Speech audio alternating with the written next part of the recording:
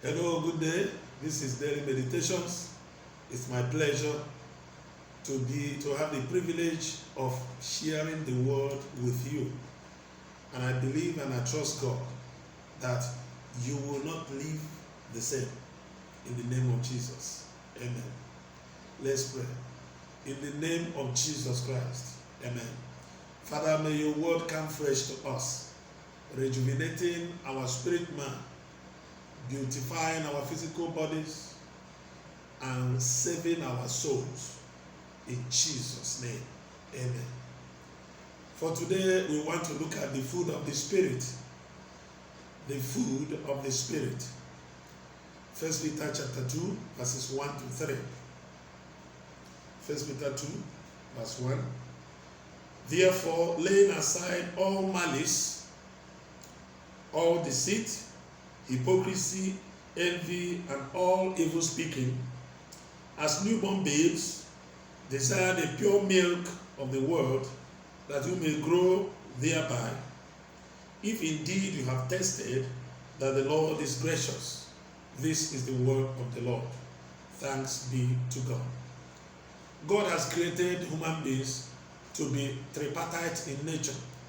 We have spirit, we have soul, we have our bodies. And God's intention is that we also feed our spirit. God intends that we don't just feed our body, we feed our spirit. Because when our spirit is fed rightly, then we can live life that will please Him. It is when we have rightly fed our spirits that we can actually be led by the Spirit of God. And remember, the Bible says, as many as are led by the Spirit of God, they are the sons of God. And how do we feed our spirit man?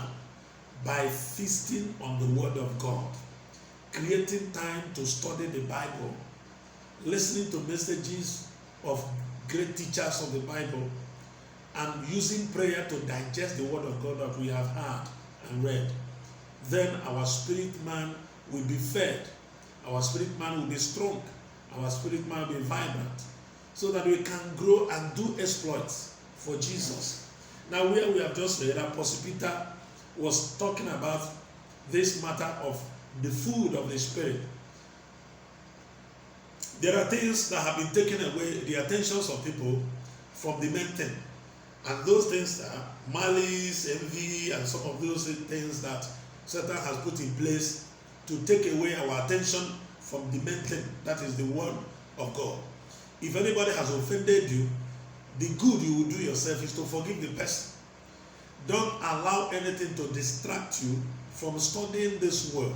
That is where our life depends on. That is where we get spiritual nourishment to be strong to do exploits. And remember, the Bible says that those that know their God, they shall be strong and to do a great exploit. How do we know our God? How do we grow in the knowledge of God? By studying the word, by hearing the message of faith. That is what we feed our spirit man with. Then we begin to grow. Our spiritual growth is dependent on the amount of the word of God we feed on every day, every moment. That's why the Bible says in Colossians chapter 3 verse 16, it said, let the word of Christ dwell in you richly in all wisdom. If the word of God is scanty in you, your prayer will become ineffective. If the word of God is scanty in us, our knowledge of God will be short-sighted. Our spiritual eyes will be short-sighted. It is important that we recognize that the amount of time we spend to study the word of God will determine how far God takes us. How far God takes us. Because our life depends on this word. This man, Job, was saying something in Job chapter 23, verse 12. Job said that, in part B of it, he said that I desire your word more than my necessary food. Until we come to that level, our knowledge of God will still be deficient. I pray for you that God will put in you the desire to study His word so that your spirit man will be fed, so that you can grow to the level of spiritual maturity that God can entrust you with higher responsibilities. Our God is looking for sons People that have been feeding on the word and they have come to maturity, so that God can give them, God can entrust upon them responsibilities. When Jesus was lamenting that the harvest is plentiful, but the laborers are few, he's talking about those that have fed the word, they have fed upon the word, and they have grown. There are many people in the church today, but there are few people that have grown, having been fed by the word of God. You can never underestimate the amount, the time you give, the time you invest in the word of God, the result that will come from there. The benefit of spending time in God's word can never be underestimated, because that is the only way that we can feed our spirit man, so that we can become mighty in God. I pray that God will give you that desire, the passion, the hunger and thirst for his word. Remember, Jesus said, as made blessed are those that thirst and hunger for righteousness, for they shall be fed. May the hunger and thirst for his word not depart from you, in the name of Jesus. Amen. Father, I pray for as many as are listening to me, as you have shown us that your word is the food of the spirit.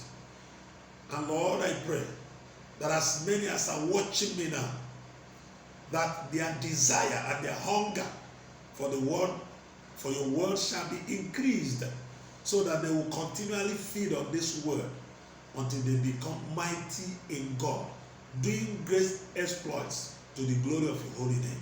In Jesus' mighty name I have prayed. Amen.